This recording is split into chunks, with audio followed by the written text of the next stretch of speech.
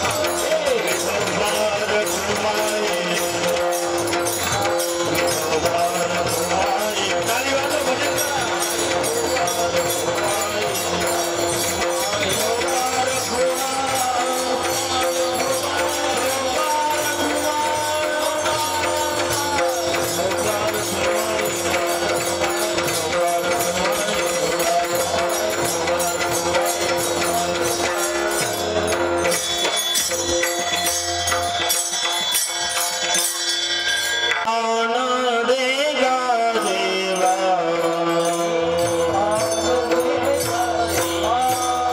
एक दान देगा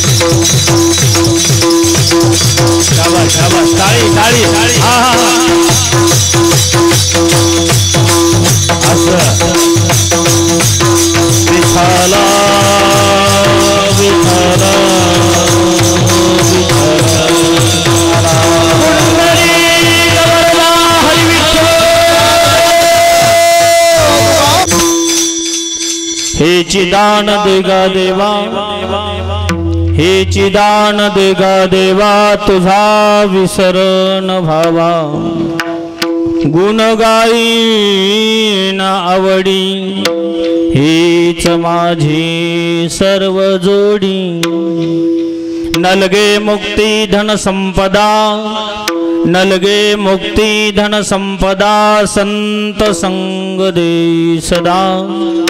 गुण गाईन आवडी, हीच माझी सर्व जोडी।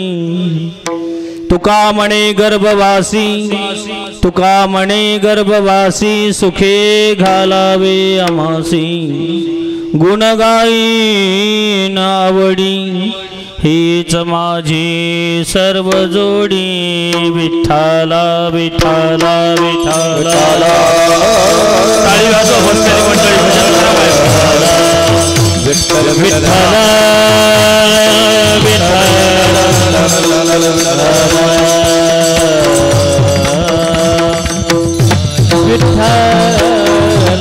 विठ्ठल।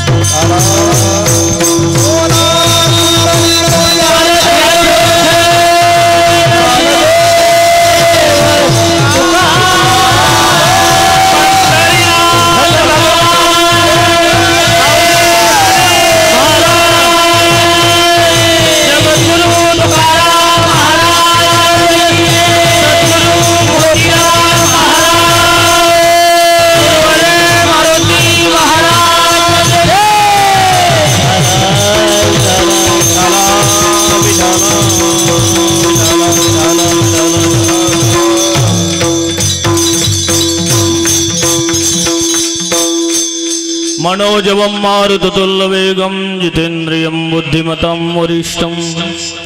वातात्मजं वानरयूथ श्रीरामदूतमुख्यं श्रीरामदूतं शरणं प्रपद्ये नागेन्द्रहाराय त्रिलोचनाय भस्मांगरागाय महेश्वराय नित्याय शुद्धाय दिगंबराय तस्मै नकाराय नमः शिवाय।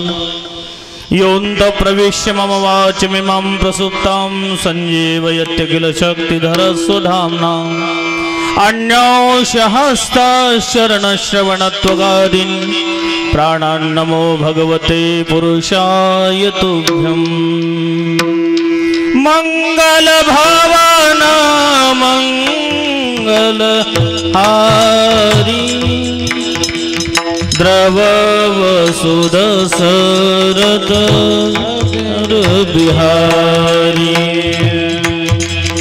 राम सिया राम जय जय राम राम सिया राम जय जय राम।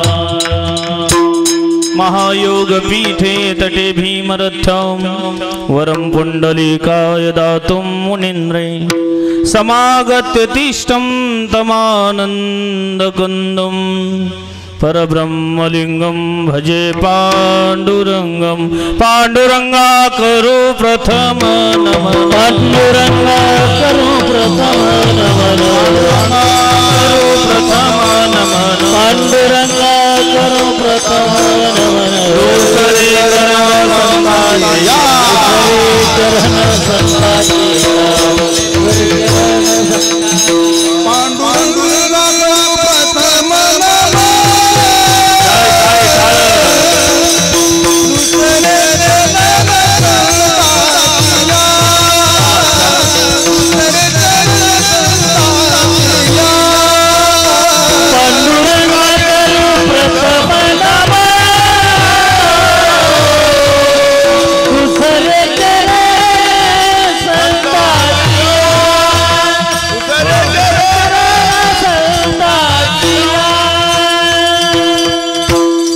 पांडुरंगा करू प्रथम नमन दुसरे चरण संतांचिया त्यांच्या कृपादाने कथेचा विस्तारू बाबाजी सद्गुरु दास तुका जयांचे क्रिया स्मरण होय सकळ विद्येंचे अधिकरण ते चिवंदु चरण श्री गुरूंचे ते नमस्कारुनिया। प्रस्तुत प्राप्तरूपी सेवेसाठी निवडलेला अभंग महान संत श्री जगतवंदनीय जगद्गुरु सर्वश्रेष्ठ देहोनिवासी तुकोबाराय यांचा उत्कृष्ट असा पूजेच्या कीर्तनासाठी निवडलेला हा अभंग आहे। जगद्गुरु तुकोबारायांचा हा अभंग मागणी प्रकरणातील आहे। सर्वजण ज्ञातात जवळजवळ इथं बसणाऱ्या 100% लोकांना हा अभंग पाठ असावा आणि ज्याला हा अभंग पाठ नाही मग परमार्थामध्ये राहून उपयोगच काय महाराज है की नाही। असा सरळ सोपा साधा अभंग आजच्या सेवेसाठी निवडलेला आहे। सेवेला प्रारंभ करण्यापूर्वी थोडासा परिहार तो म्हणजे असा आहे, एक वक्तव्याचं कर्तव्य। प्रतिवर्षाप्रमाणे याही वर्षी मोठ्या आनंदानं मोठ्या उत्सवानं चालू असलेला ह्या मोहरम यात्रा महोत्सवानिमित्त चालू असलेलं हे भव्य दिव्य अखंड हरिनाम सप्ताहाचं आयोजन आहे।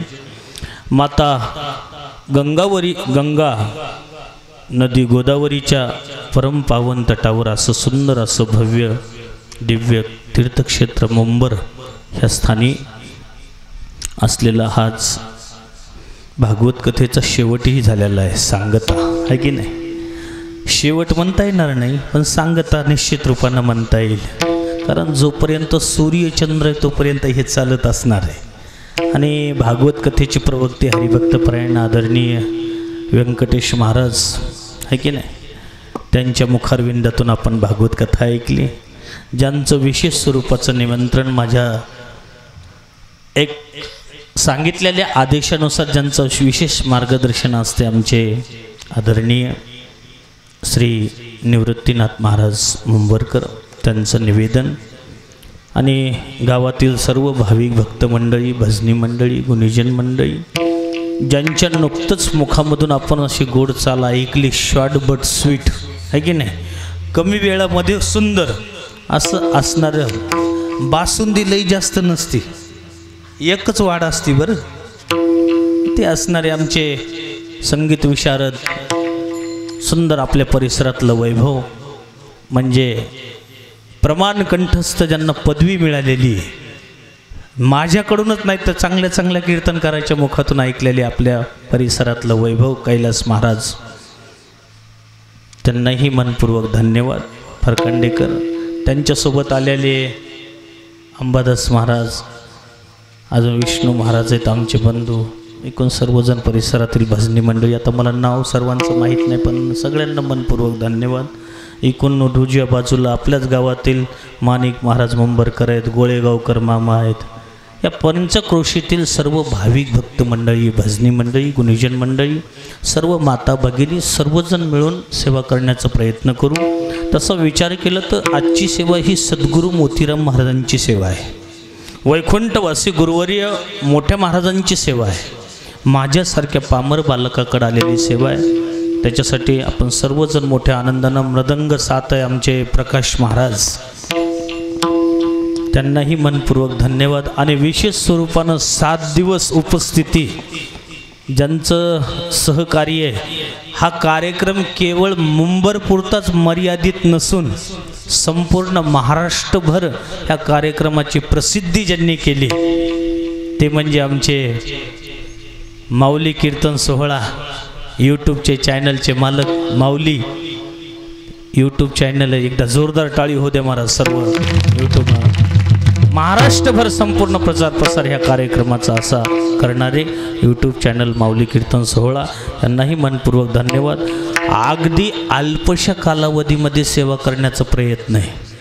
आता मी बी जास्त वेळ घेणार नाही, कारण तुमचे चेहरे बी सांगायलेत भरपूर मिरवणूक करून आलेले आहेत आहे की नाही. आणि उगच वेळ घेत बसलं तर अवघड होईल.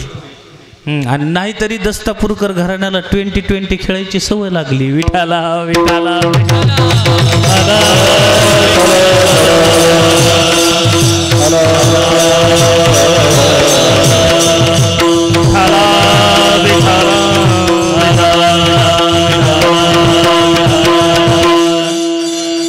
अभंग जगद्गुरु तुकोबारांचा आहे. मागणी प्रकरणातील अभंग आहे. महाराज, देवाकडे काय मागावं आहे की नाही. सर्वसाधारण जीवात्मे देवाकडे मागण्याची कशी परिस्थिती, कशी स्थिती ठेवतात. आणि संत महात्म्यांचं मागणं वेगळं आहे.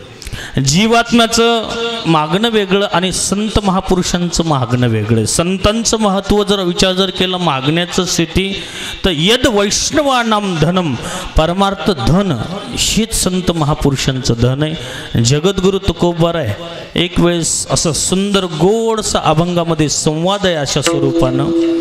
जगद्गुरु तुकोबार आहे विचार जर केला तर वर्तमान काळामध्ये ज्यांनी अभंगाची रचना केली, ज्यांनी सुंदर पाहितलं, ज्यांचा परमार्थ सुदृढ चांगल्या पद्धतीनं चालू आहे, परंतु ह्या जन्मामधली मागणी जगद्गुरु तुकोबाराय मागत नाही. मागणी मागण्याची स्थिती बी आहे महाराज, पण मागणी पुढच्या जन्मातली महाराज स्पष्टता करतात. देवाकडं काय मागावं नेमकं, तर संवाद आहे जगद्गुरु तुकोबारायचा आणि जगाच्या मालकाचा. विठेवरचा मालक आहे पांडुरंग परमात्मा, जो जगाचा कर्तुम अकर्तुम अन्यथा कर्तुम जगदीश्वर पंढरीश पांडुरंग परमात्मा आहे. त्या परमात्म्याकडे देवाचं संवाद असं सुंदर बोलणं आहे. देव स्वयं स्वतः जगद्गुरु तुकोबारायला मागा मागा मागा म्हणून जास्त प्रलोभन करत आहेत.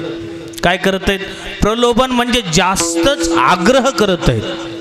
घ्यावंच लागत आहे म्हणजे बस पर्यायच नाही. पण खरं सांगू का, खरे भक्त, खरे संत, खरे महात्मे देवाकडे मागण्याची स्थिती ठेवत नाहीत महाराज, है की नाही. जगद्गुरु तुकोबाराय म्हणले आतापासूनच काय म्हणले, अहो ह्या जन्मात तर मागतच नाही, पण आमच्या वाडवडिलापासून आमच्या पूर्वजापासून तयारी.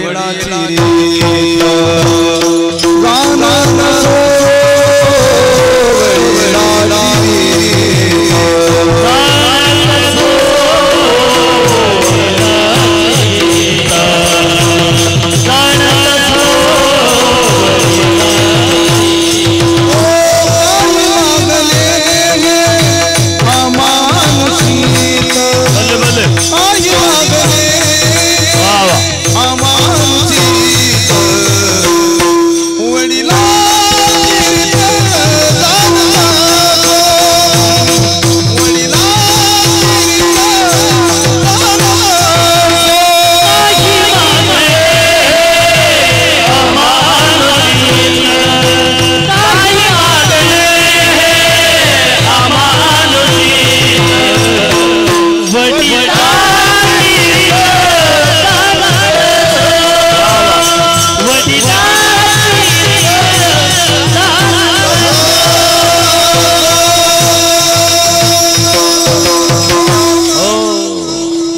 आत्तापासून नाही म्हणले देवा, आमच्या वाडवडिलापासून पूर्वजापासून पिढ्यानं पिढ्या आल्यात म्हणले.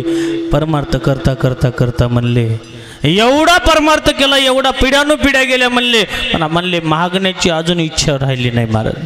काय जगद्गुरु तुकोबारायांचं वैभव होतं आणि काय स्थिती होती महाराज.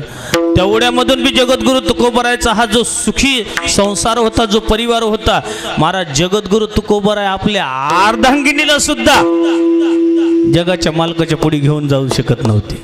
कारण का? कारण आमच्या माय माऊलीची मागण्याची लवकर इच्छा होती महाराज. तुकोबारायांना सुद्धा वाटू लागलं, कुठं म्हणली मालकीनबाई पटकन म्हणतील की बस काही ना काहीतरी कमतरता आहे संसारामध्ये, विचार जर केला तर. परंतु जगद्गुरु तुकोबारायचा आणि देवाचा संवाद अशा स्वरूपाचा आहे की देवा आत्तापासून नाही म्हणले महाराज. काही मागणे हे आमा अनुचित, वडिलाचे रीत जाणत सो. आत्तापासून नाही म्हणले देवा, मागण्याची काही इच्छाच नाही म्हणले महाराज. मागायला बी गेलं तर माणसाला मागता यावं बरं. काय काय माणसाला मागता येत नाही महाराज. राजा प्रसन्न झालाय, राजा प्रसन्न झाल्यानं राजा प्रसन्न झाल्यानंतर म्हणले माग काय मागायचंय, तर काय मागायले, बीडी मागायली.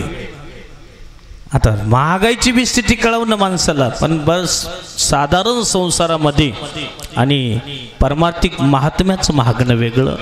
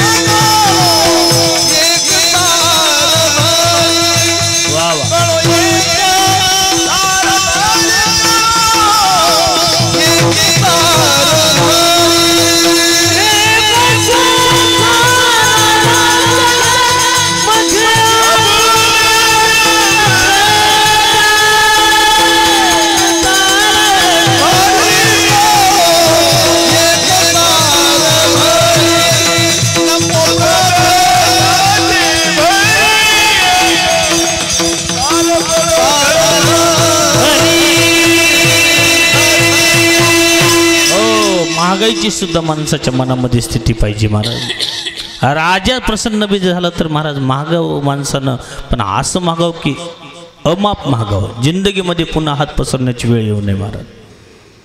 ज्यावेळेस महाराज वामन भगवंताच्या स्वरूपामध्ये राजा बलीच्या दरबारामध्ये देव गेले, देव गेल्या गेल्या महाराज राजा बली यज्ञ करू लागला. असे जसं आपल्या मुंबईमध्ये जोरदार असा सप्ताह चालू होता, सप्त्यामध्ये अनेक अनेक संत महापुरुष सगळ्यांची उपस्थिती, तसं महाराज साक्षात देवाचं स्वरूप असं वाटू लागलं की सूर्य भगवंत बाल स्वरूपामध्ये खाली अवतीर्ण झाले का काय. असं येत असताना इकडं यज्ञ चालू होता, यज्ञ चालू असताना राजा बलीनं बघितलं. आल्यानंतर म्हणले स्वागतम नमस्तुभ्यम, आइये आइये महाराज आपका स्वागत आहे. बोले स्वागत आहे म्हणल्यानंतर महाराज वामन भगवंताच्या दरबार वामन भगवंत गेले आणि बलीला म्हणले, बलीनं महाराज मोठेपणानं सांगितलं राजानं मागा. म्हणले काय मागायचं म्हणले, एकदा जर राजा बलीच्या पुढे हात पसरला तर जिंदगीमध्ये पुन्हा कोणाच्या पुढे पसरण्याची वेळ येणार. मग माणसानं राजाला महागावं बी, पण पुन्हा मागण्याची स्थिती निर्माण होऊ नये. म्हणले देशील, हो म्हणले देऊ तर म्हणले मागा तर खरी ना म्हणले. म्हणले मला असा शब्दा विश्वास नाही भाऊ म्हणले, असा विश्वास नाही, कारण कधी लोक पलटत आणि ह्याची गॅरंटीच नाही म्हणले. वचन दे म्हणले. पहिले लोक सूर्यवंशामध्ये वचन द्यायचे महाराज, बरोबर आहे की नाही. रघुकुल रीत सदा चली आई, प्राण जाय पर वचन न जाई. प्राण गेला तर हरकत नाही, मग वचनाला महाग सरकायचे नाहीत. जुन्या लोकांना हातामध्ये हातात ठेवून जर एखादं शब्द वचन दिलं ना, तर वचनाचं पालन करायचं. वचन दिले तू मला क्या बात है. गत जन्मीची कुण सापडे ओळखले का मला वा. देव दिलीस तू सावित्री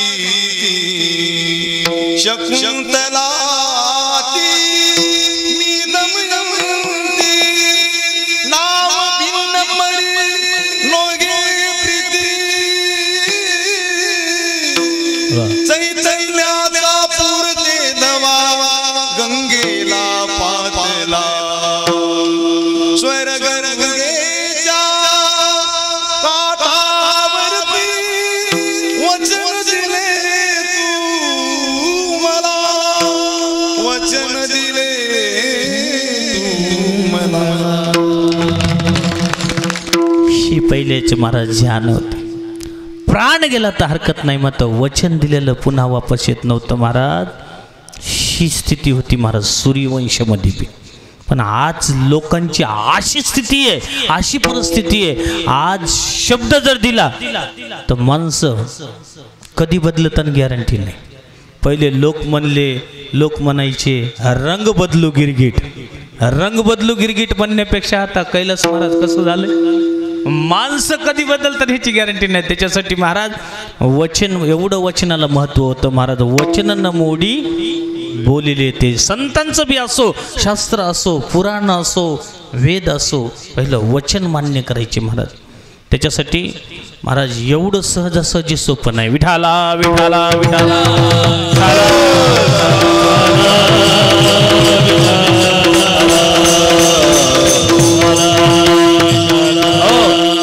एवढं बस.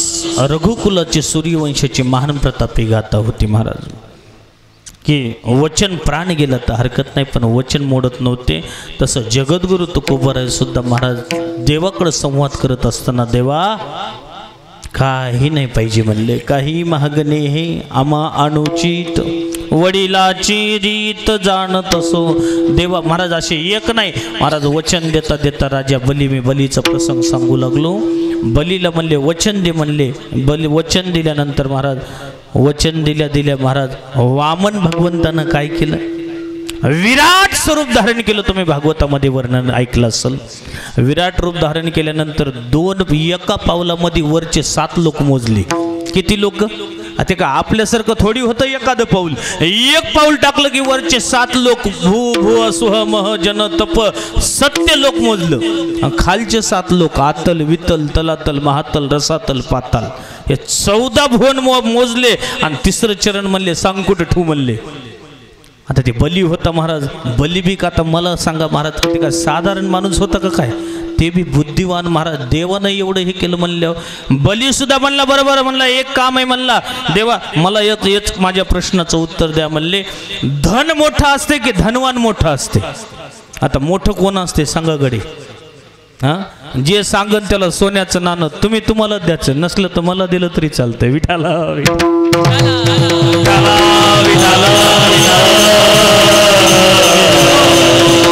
चालता बोलता कार्यक्रम आहे महाराज. आता विचार जर केला तर म्हणले बघ, धन मोठं आहे का धनवान मोठं आहे? मोठं कोण आहे सांगा गडे? कोण मोठं आहे? जो बोला चुकलं तर चुकू द्या, मी काय हे करणार नाही. कोण मोठं आहे? आता एखाद्या माणसाकडे याच्याकडे दादाकडे जर 100 एकर रान आहे आणि हे एका बाजूला आहेत, आता ते 100 एकर रान मोठं का मालक मोठे? असं बरोबर आहे उत्तर. आता तुम्ही सोन्याचं नाणं तुमचं तुम्हालाच वापर करा. विठाला विठाला विठाला.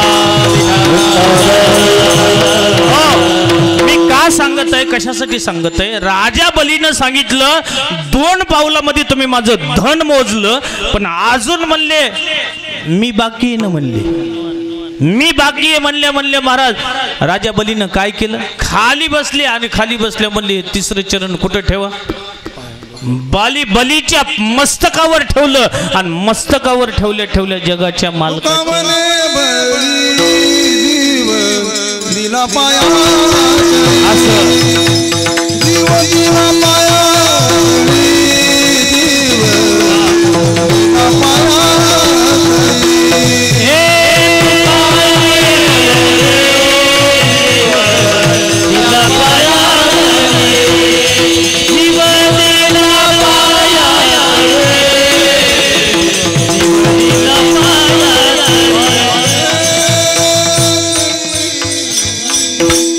तुका म्हणे बळी जीव दिला पाया तळी. खाली बसल्या म्हणले आता इथं मी एवढा प्रसंग फिरून जे आलो, आता मला मुद्दा मेन मांडायचा आहे. इथं जगाचा मालक एवढं मोठं वैभव सगळं जगाच्या मालकानं घेतलं आणि जगाच्या मालकानं घेतल्यावर तिसरं चरण बलीच्या मस्तकावर ठेवलं आणि मग कोण महागायलं कोणाकडे आता थोडंसं लक्ष द्या महाराज. आता जगाचा मालक बलीला म्हणायला लागला, डोळ्यात पाणी आणून म्हणायला लागला, ते बी साधारण नाही. म्हणले बली, म्हणले लई मोठी चूक झाली. म्हणले महाग. म्हणले तुला काय मागायचे ते महाग म्हणले. मी महाग म्हणले महाराज बलीनं सांगितलं खरं सांगू देवा अंतकरणातून महागायलो आणि देत असले तर द्यागडे नाही तर नका देऊ गडे म्हणले, नाही तर काही घेणं देणं नाही म्हणले. महाराज म्हणले हे तिसरं चरण तुम्ही जे माझ्या मस्तकावर ठेवलंय ना, म्हणले माझ्या डोक्यावर ठेवलंय, हे तिसरं चरण काढायचं नाही, हेच महागायलो म्हणले. काय मागितलं जगाच्या मालकाचं? हे तिसरं चरण माझ्या डोक्यावर ठेवलंय, आता हे काढायचं अजिबात काम नाही. आता मला सांगा इथं कोण लुटल्या गेलो? कोण लुटल्या गेलं? जगाचा मालक लुटल्या गेला का भक्त लुटल्या गेला? जगाचा मालक लुटल्या गेला. जगाचा मालक म्हणजे भक्त जेवढं अंतकरणामध्ये इच्छा ठेवतंय त्याच्या कितीतरी पटीनं देव त्याचं मनोरथ पूर्ण करतात. विठाला विठाला विठाला विठाला विठाला विठाला विठाला. जगद्गुरु तुकोबराय सुद्धा पाहितलं सर्वसाधारण नाही महाराज. जगद्गुरु तुकोबरा देवाच्या प्रत्येक अवतारामध्ये बरोबर आहेत महाराज.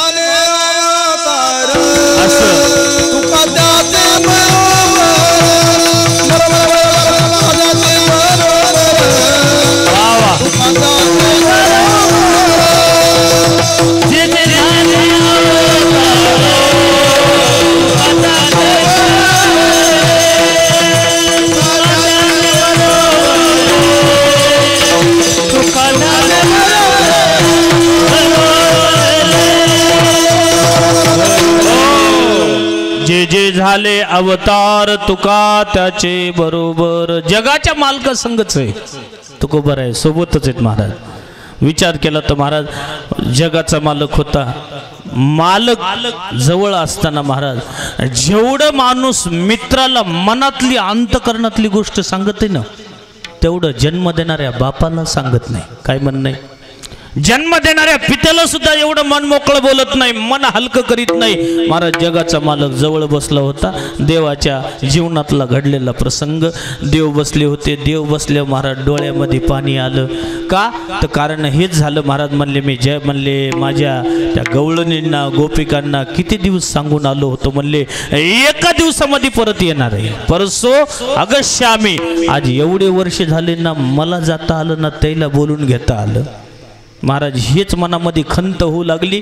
तेवढा मित्र होता, प्राणसखा उद्धव होता. उद्धवाला जवळ बोलून घेतलं. उद्धवाला जवळ बोलून घेतलं म्हणजे हे उद्धव दुसरं कोणी नव्हतं. हे कोण होतं?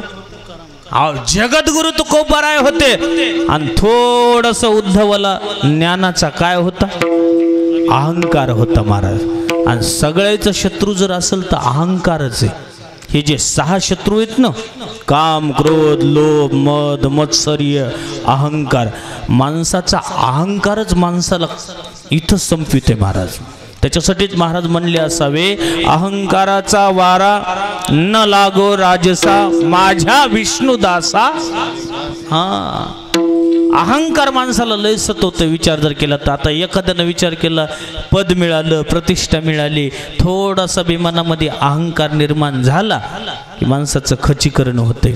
आता एखाद्या कीर्तनकारानं होय व्यंकटेश महाराज, एखाद्या भागवतकारानं जर विचार केला हे मी बोलतो मी कथा करतो, हे तुमचं सांगणं कोणाचं बी झालं, आणि वरून थोडासा स्क्रू ढिला केल्यावर देवानं थोडासा अहो इथं थोडं आर्थिंगचं जर वायर धरसोड करू लागलं तर लाईट काय होतंय?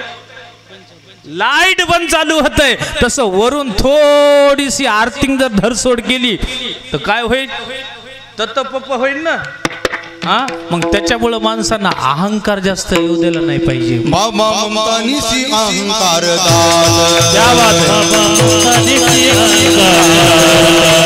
गुरुवचनी फुटले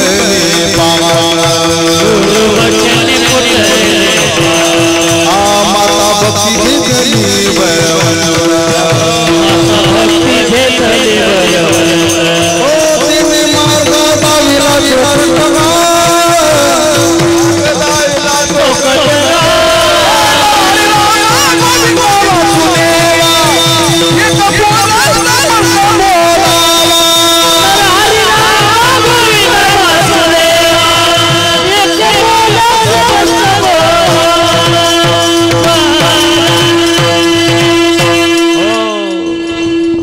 अहंकार त्याच्यासाठी माणसाला जवळ येऊ देत नाही, अहंकार माणसाला होऊच नाही अशी स्थिती महाराज की महाराज उद्धवाला अहंकार होता.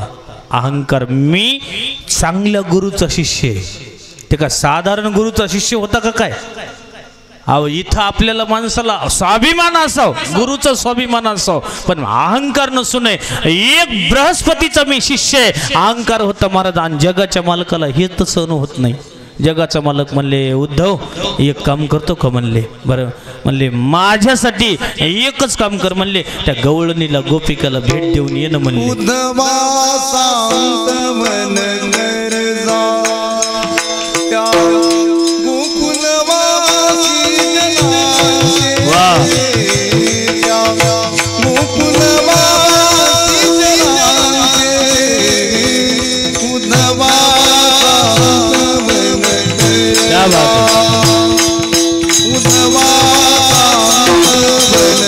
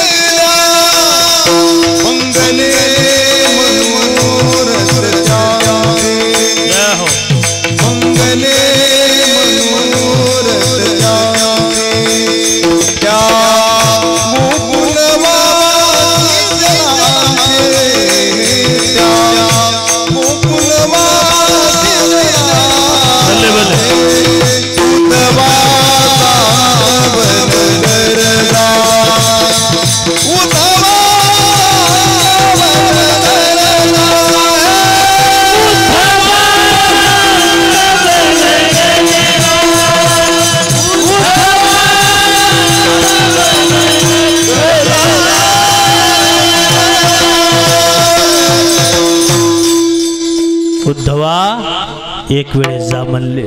जगाच्या मालकाला महाराज पाठवलं म्हणले. मला कोण ओळखेल म्हणले देवा, मला कोण ओळखेल सांगा ना म्हणले. महाराज जगाच्या मालकानं मस्तकावर मुकुट होता आपल्या, देव पाहितलं देवानं मस्तकावर मुकुट ठेवला उद्धवाच्या. आपल्या गळ्यातला पितांबर काढला आणि पितांबर काढून त्या गवळणीच्या भेटीसाठी पाठवलं. आता पाठवल्या महाराज असे छोटे छोटे लहान लेकरं होते. आपले कृष्ण परमात्मा आले म्हणून महाराज पळत गेले की महाराज तिथं आपल्या भगवंतासारखा कृष्ण कन्हैया सारखा आहे म्हणले. आपला कृष्ण कन्हैया नाही. जेवढे आनंदाने गेले होते ना तेवढे दुःखी झाले महाराज. दुःखी झाले की हे बी बस उदास मन केलं म्हणले. काय झालं म्हणले इथं यशोदा मैया ह्यांचं घर कुठे म्हणले. सगळं सांगितलं. थोडं पुढे जा म्हणले. ही ओली झालेली जमीन आहे ना, मी एवढा प्रसंग कशासाठी सांगत आहे बघा महाराज, की ओली झालेल्या जमिनीच्या कडेकडे जा म्हणले, तुम्हाला घर भेटल महाराज. आता ज्ञानाचा जो अहंकार होता का, ते पहिला अहंकार, पहिली पायरी इथं थंड पडली. बापरे म्हणले. इथून गेले महाराज गवळणीच्या भेटीसाठी, गोपिकाच्या भेटीसाठी गेले. तिथं काय संवाद चालू होता माहिती का? त्या आपल्या आमच्या तुमच्यासारख्या गप्पा चालू नव्हत्या. हिचं आसन तिचं तसन, तीच निघूनच गेली म्हणून हेच, ह्या गप्पा नव्हत्या माय मावल्याच्या. त्या गप्पा चालू होत्या महाराज. कोणाचं काय कोणत्या अवतारामध्ये महाराज काय केलं महाराज. त्या बलीच्या दरबारात गेला, बलीला लुटलं. त्या रामचंद्र प्रभूचं वर्णन चालू होतं त्या सतयुगामधलं, की सुन सुग्रेव मारे हुई एकही बाण. त्या बालीला लपून मारलं म्हणले. काय बिघडलं होतं म्हणले. सत्यवादी हरिश्चंद्र राजानं म्हणले त्या हरिश्चंद्र राजाच्या दरबारात गेला आणि सोन्यासारखा संसार उद्ध्वस्त करावा लागला म्हणले. एका जागेवर स्वयं स्वतःची पत्नी मालकीन तारामती इकडे विकायला लागली. स्वयं स्वतःचा लाडका पुत्र रोहिदास एका जागेवर विकायला वेळ प्रसंग आला. स्वयं स्वतःचा सत्यवादी हरिश्चंद्र राजाला दुसऱ्या जागेवर विकावं लागलं. सोन्यासारखा संसार मात्र उद्ध्वस्त झाला म्हणली. हे सगळ्याची पाहितलं संवाद चालू होता आणि हे उद्धवजी महाराज एका झाडाच्या पाठीमागं बसून ऐकू लागले. ऐकू लागले गाडी घडी करून. महाराज उद्धवाच्या डोळ्याला धारा लागल्या. म्हणल्या मी तर ज्याला साधारण गवळणी गोपिका समजू लागलो ह्यांना तर सगळं माहित आहे. हे जगाचा मालक प्रत्येक युगामध्ये प्रत्येक मन्वंतरमध्ये अवतार धारण करताय. महाराज जे उद्धव 1 घंट्याच्या भेटीसाठी गेला होता का दादा, किती महिने लागले? 6 महिने लागले. 6 महिने भागवतात वर्णन आहे. ज्ञानाची जी गोदडी होती का, ज्ञानाची गोदडी चकनाचूरच झाली महाराज. आणि तिथून आल्यावर महाराज आले, डोळे असे डबडबलेले भरलेले डोळे. जगाच्या मालकानं बघितलं, उद्धव अरे तुझा तर स्वभावच बदलला म्हणले, आता तर बघायला बी तयार नाही म्हणले.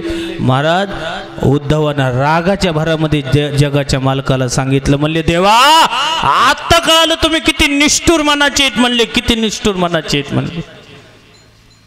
पण रडता रडता सांगितलं, देवानं सांगितलं, उद्धवा तुझा मला हेच स्वभाव बघायचा होता म्हणले.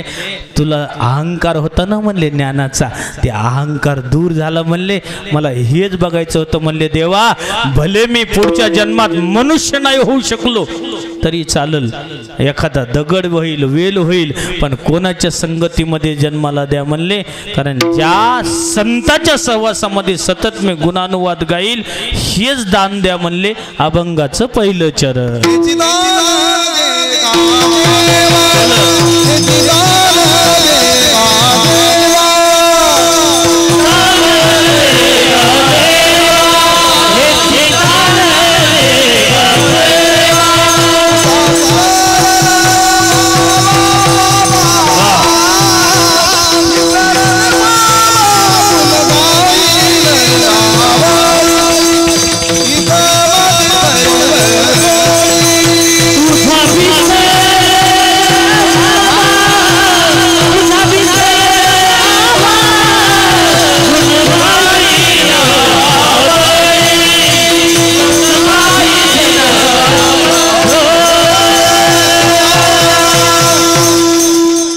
दान देगा देवा तुझा विसर न व्हावा. मग तुझा विसर नाही पडला पाहिजे देवा. माणसाचं असं आहे महाराज, सुख आलं की देवाची आठवण येत नाही महाराज. आता तुम्हाला येते का नाही माहीत नाही, मला जर सुख आलं ना देवाची आठवण येत नाही कैलास महाराज. पण थोडंसं बी दुःख येऊ द्या लगेच देव आठवते. मग देवाशिवाय दुसरं काहीच नाही ना महाराज विचार केला तर. महाराज बघा संसारामध्ये किती ते लोक किती स्वार्थी आहेत विचार केला तर महाराज. आता स्वार्थी जगत स्वार्थी आहे, पण एवढं बी नाही. माणसाला जर वेळ प्रसंग संकट जर आलं तर लगेच हनुमंतराय दिसतात महाराज. संकट कटे मिटे सब पीरा जो सुमेरे हनुमंत बलबीरा हनुमान कृपा गुरुदेव की नाही. हो संकट पडलं की महाराज, पण अशी स्थिती नाही. माणसाला सुखामध्ये देवाची आठवण यावं आणि दुःखात बी देवाची आठवण यावं. माणसाचं सरळ सरळ असं आहे, माणूस स्वतःपासून जेवढा दुःखी नाही तेवढा दुसऱ्याच्या दुःखापासून जास्त दुःखी आहे. तुम्हाला संसारातलं उदाहरण सांगतो. आता हे वातावरण बिघडले 2-4 दिवस झालं आहे की नाही दादा.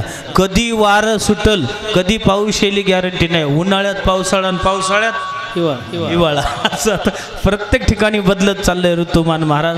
मला तर विचार करा, एखाद्या वेळेस उदाहरण देऊन सांगू की गडबडीमध्ये जर लाईट गेली तर माणूस पटकन घराच्या बाहेर येते आणि घराच्या बाहेर आल्या कुठं बघत आहे खरंच सांगा महाराज, प्रत्येकाच्या अनुभवात आलेलं आहे. लाईट जर गेली तर अगोदर बाहेर येऊन कुणीकडे बघत आहे? शेजारच्या घराकडे बघत आहे. शेजारच्या घराची लाईट गेली का नाही, आणि त्याच्या घरातली जर गेली असली तर मनाला समाधान मानते. आपलीच गेली नाही बरं कैलास महाराज, त्याची बी गेली. आणि तुमची लाईट जाऊ द्या आणि शेजारच्या घरामध्ये असा उजेड पडू द्या, कस काय गेली माणूस तळमळ तळमळ दुःखी महाराज. त्याच्यासाठी माणूस स्वतःपासून जेवढा दुःखी नाही तेवढा दुसऱ्यापासून दुःखी होते. विठाला विठाला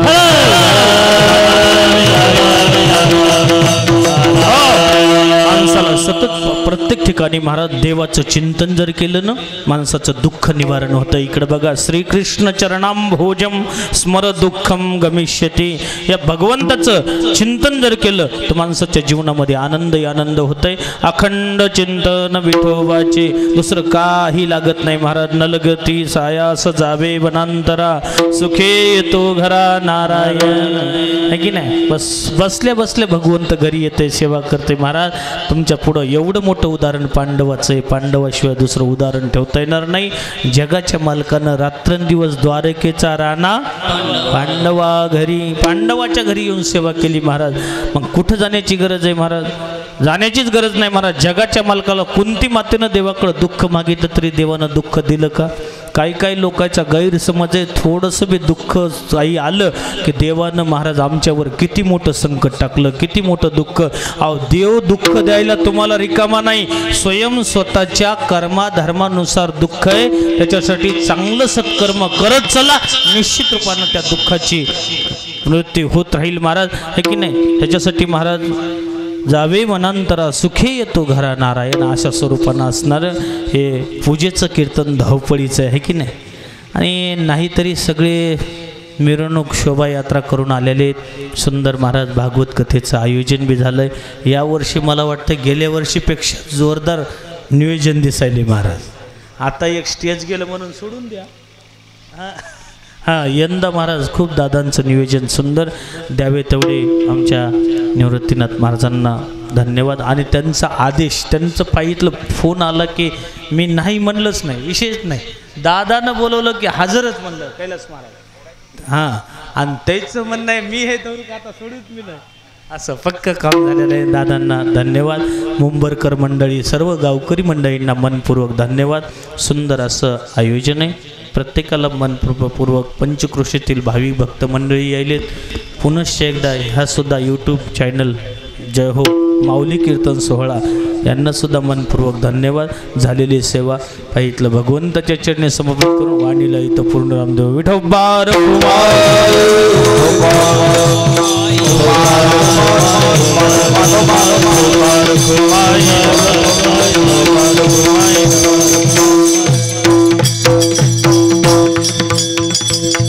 तुका म्हणे गर्भवासी सुखे घालावे आमासी. गुण गाई नावडी हीच माझी सर्व जोडी. विठ्ठल जय जय